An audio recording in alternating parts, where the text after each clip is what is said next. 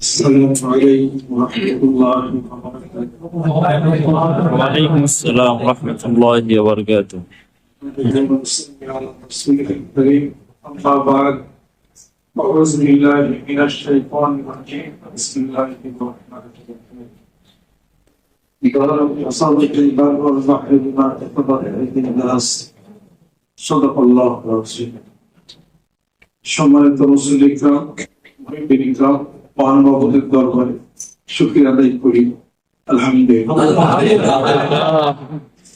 যখন মানুষ ভাগ্য নির্ধারণ করেছেন, আল্লাহ পাক মানুষ সৃষ্টি করেছেন, তাকে জীবন দিয়েছেন, তাকে মৃত্যু দিয়েছেন।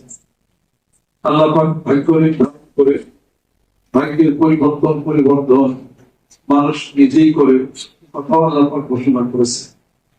إن الله لا يغير ما بقوم حتى يغيروا ما بأنفسهم। নিজের ভাগ্য নিজেই তো বলে মানুষের হায়াত থাকতে মারা গেল, বলে কি অনেকদিন বাঁচত যে তেমন কাজ করছে সে আগেই তার মৃত্যু করছে, তেমন কাজ করলো যে কম বাঁচত সে তেমন কাজ করলো বেশি দিন সে বাঁচত।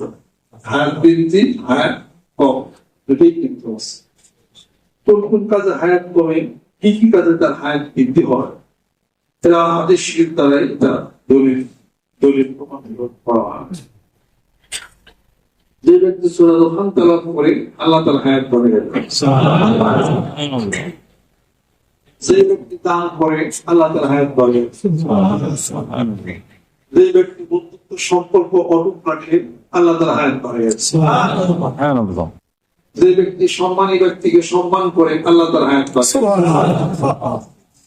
এর বিপরীত কাজগুলি করলে হায়াত কমে। শারীরিক ভাবে বোঝা যায়, যে ব্যক্তি বেশি বেশি খাবে সেই ব্যক্তি কম কম বাঁচবে, যে ব্যক্তি কম খাবে সেই ব্যক্তি রাত্রিতে, যে ব্যক্তি বেশি খাবে সেই ব্যক্তি কম বাঁচবে, রাত্রিতে যে ব্যক্তি খাবেই না সেও কম বাঁচবে। হাদিস শরীফের মধ্যে আসছে, আল্লাহ নবী সাল্লাল্লাহু আলাইহি ওয়াসাল্লাম ইরশাদ করেন, তোমরা রাত্রিতে কম আহার করো, তোমাদের ঘুম কম হবে এবং তোমরা ইবাদত বন্দেগী করার সুযোগ তোমার হবে। একেবারেই তোমরা না খেয়ে থেকো না। এরকম অনেক কথা, অনেক আলাপ আলোচনা আছে যা আমরা আমাদের জীবনের সম্পূর্ণ উদাসীন থাকি, যার ফলশ্রুতিতে অসুখ, বিসুখ, বিমার আজার, সকাল মৃত্যু অনেক কিছু ঘটে। যে ব্যক্তি কোনো আল্লাহ মানুষকে যখন সে কষ্ট প্রদান করে, বুজুর্গ কোনো ব্যক্তিকে, পিতামাতাকে, অন্য কাউকে, তার জীবনের একটা অবস্থা হতে পারে। এক নম্বর, তার চেহারার উজ্জ্বলতা নষ্ট হয়ে যাবে। দ্বিতীয় নম্বর, সে অভাবে পড়ে যাবে। তৃতীয় নম্বর, তার হায়াত কমে যাবে। চতুর্থ নম্বর, মৃত্যু হওয়ার সময় সে বেঈমান হয়ে সে মরতে পারে, বাকি আল্লাহ ভরসা। এসা একটা অবস্থা তার কিন্তু হইতে পারে। হাদিস শরীফের মধ্যে আসছে, যদি কোনো ব্যক্তির কম বাঁচত, হায়াত তার কম ছিল, কিন্তু এমন একজন বয়োজ্যেষ্ঠ মানুষ, মুরব্বী জন, তাকে সে সম্মান করলো, শ্রদ্ধা করলো। হাদিস শরীফের মধ্যে আসছে যে ওই ব্যক্তিটা আল্লাহ পাক ওই বয়সে না নিয়ে আরেকজন যুবকের সম্মান না করে তাকে মৃত্যু দেবেন। সুবহানাল্লাহ। সুবহানাল্লাহ। এগুলো হলো মানুষের দৈনন্দিন জীবনের তার সতর্কতার একটা হলো ব্যাপার। আল্লাহ পাক ভাগ্য আমাদেরকে দিয়েছে, খলাকাল মাউত ওয়াল হায়াত লিয়াবলুয়াকুম আইয়ুকুম আহসানু আমালা। সুবহানাল্লাহ। আসেন অন্য একটা প্রসঙ্গ আলোচনা করা যাক। এই মর্মে আমরা ডাক্তারের নিকট থেকে, চিকিৎসকের নিকট থেকে অনেক কিছু আমরা শুনি এবং জানি, অনেক ওষুধপত্র আমরা জানি, অনেক কিছু আমরা জানি, কিন্তু ওই ডাক্তার সবচেয়ে বড় ডাক্তার, সবচেয়ে যে একটা রোগীকে তিনটা জিনিসের কথা বলতে পারে।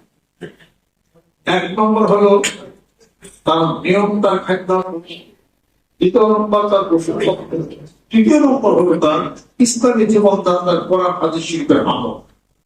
তিনটা জিনিস একসঙ্গে তাকে অ্যাপ্লাই করতে হবে। আপনি ওষুধ দিলেন, কি ওষুধ দিবেন? অ্যালোপ্যাথিক দিবেন, কি ওষুধ দিবেন? হোমিওপ্যাথিক দিবেন, কি ওষুধ দিবেন? সাধারণ দিবেন, কি ওষুধ দিবেন? এটি দিবেন, কি ওষুধ দিবেন? ওষুধের অনেক প্রকার আছে। কোন কোন রোগে ওষুধ নাই, যেমন আইবিএস রোগীর কোন অ্যালোপ্যাথিক ওষুধ কি আছে? ডাক্তার কেউ থাকলে আমার কথা রেকর্ড হচ্ছে, প্রতিবাদ করবে আমার সাথে।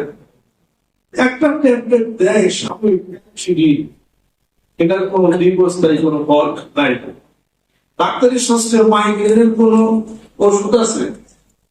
আছে, প্রপাটল, মাইগ্রেন, ইন্ডিকা, এগুলো খাইলে কি সারে? ডাক্তারি শাস্ত্রে এই টিউমারের কি ওষুধ আছে? নাই। তাহলে কি করে তারা? বলে সার্জারি, পেটে ভালো না। ডাক্তারি শাস্ত্র আপনার সাইনাসের তো ওষুধ আছে, লক্ষ টাকা ব্যয় করেন সাইনাসের প্রবলেম পাইছে, আইবিএসের সমস্যা থেকে। তাহলে চিকিৎসার ধরন কোথায়? কেউ বোঝা গেলে অ্যালোপ্যাথিক চিকিৎসা ভালো হবে না, আপনাকে যাইতে হবে হোমিওপ্যাথি। হ্যাভিল্যান্ড বলছে you do the patient after the disease. রোগের চিকিৎসা করো না, রোগীর চিকিৎসা করো। কি কারণে মাইগ্রেন হইল তার চিকিৎসা করো, মাইগ্রেন ভালো হয়ে যাবে।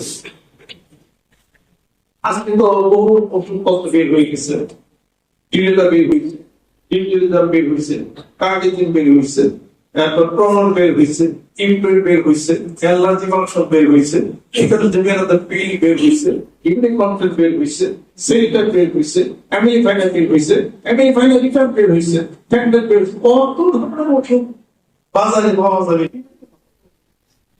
ওষুধ খাইতে খাইতে ওষুধের মানুষের খাইল, কথা ঠিক কিনা? ওষুধ খাইতে খাইতে ওষুধে মানুষ খাইল, আপনার সাথে নষ্ট হইল, শরীর রেজিস্ট্যান্স এসে গেল। এখন আর ওইটা হয় খেলে গ্যাস্ট্রিকের কোনো ওষুধ অ্যালোপ্যাথিক আছে? আছে, আছে, ইসোডেক্স আছে, তারপর আপনার ম্যাক্সিকো আছে, তারপর পেন্টোডেক্স আছে, পেন্টোডেক্স আছে, পেন্টোপ্রাজল আছে, এগুলো আছে। এগুলো কি গ্যাস্ট্রিক হবে না? তার প্রমাণ কি? ডাক্তারের কাছে গেছেন, ডাক্তার সাহেব অনেকদিন তো ম্যাক্সিকো খাইলাম, একটা কাজ করে ভুল খাইছেন তো, এখন আপেল খান, বলেন না ডাক্তার? অথবা বলে অনেকদিন খাইছেন, এখন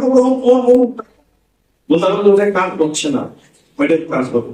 ওটাই যখন কাজ হবে না ডাক্তার সাহেব, তখন কি করবেন? তখন কোনটা দেবেন?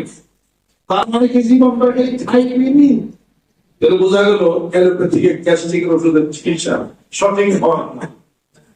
গ্যাস্ট্রিকের ওষুধের চিকিৎসা হলো অবশ্যই পালন করতে হবে, হাদিস শরীফ মানতে হবে, হোমিও ওষুধ খেতে হবে, তবেই তার কি খেতে হবে? আল্লাহ বলেন, তোমরা যখন খাবার খাও, মায়ের বুকের দুধ তোমরা খাও না, খাই, তাহলে বলে এমন করে তোমরা খাবারটাকে চাপিয়ে নিঃশেষ করে চুইসে তোমরা খাই। তোমরা যখন খাবার খাও, খাওয়ার আগে পানি খাও, থাকবে না। তোমরা যখন খাবার খাও, পেটটাকে 3 অংশে ভাগ করে খাও, অল্প খাও, ক্ষুধা লাগলে খাও। বেশি থাকবে না। আমি আপনি কি করি, পাশের মধ্যে ভাত দিয়ে তরকারি নিয়ে ওখানে ছেড়ে মুখে খাইলে অন্যরকম সাবাই খাই খালি দিলে আপনি গ্যাস্ট্রিক করবেন, গ্যাস্ট্রিক দিয়ে বেশি। আমি একজন খবর জানি, উনি নিয়ে দিছে এক গামলায় ভাত, কিশোর দিয়ে, তাতে খেয়াল করলে 3 ধরনের ভাত হবে এখানে। তা আসলেও এই দাঁড়ের খোলা নিয়ে কাপড় ছিল ওখানে। পরে আপনি খাবেন, আমি তো খাওয়া পড়ে গেছে, খাওয়া পড়ে গেছে, মোটামুটি 3 ধরনের খাবার।